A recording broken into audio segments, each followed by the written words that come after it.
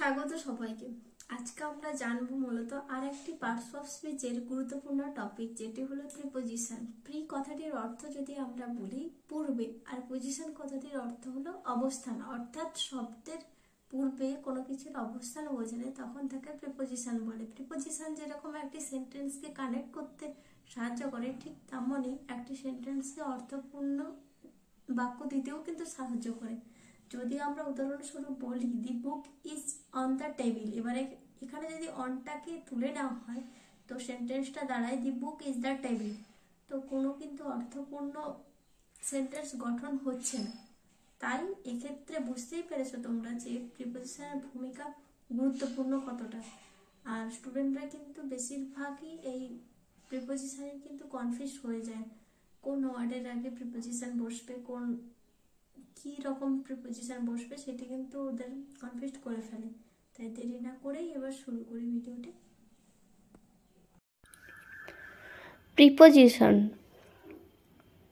যে সকল শব্দ সাধারণত নাউন বা প্রনাউনের সামনে বসে অথবা নাউন বা প্রনাউনের সাথে অন্য সেন্টেন্সের সম্পর্ক স্থাপন করে তাকে প্রিপোজিশন বলে।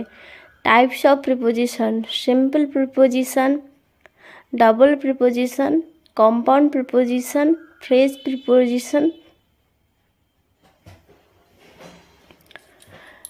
সিম্পল প্রিপোজিশন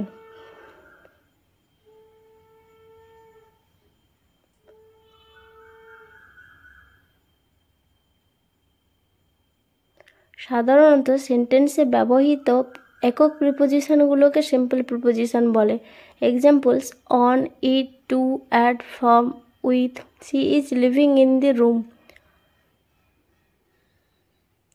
কম্পাউন্ড প্রিপোজিশন যে প্রিপোজিশন দুটি নাউন বা প্রনাউন অথবা ফ্রেজকে যুক্ত করতে ব্যবহৃত হয় তাকে কম্পাউন্ড প্রিপোজিশন বলে। Examples: between, before, around, about, along. Phrase preposition যে প্রিপোজিশনগুলো দলবদ্ধ শব্দ এবং সেন্টেন্সের বিভিন্ন অংশের মধ্যে সম্পর্ক বোঝায় তাকে ফ্রেজ প্রিপোজিশন বলে। Examples: in spite of, in front of. Double preposition দুটি প্রিপোজিশন যুক্ত হয়ে একটি নতুন প্রিপোজিশন গঠন করলে তাকে ডাবল প্রিপোজিশন বলে।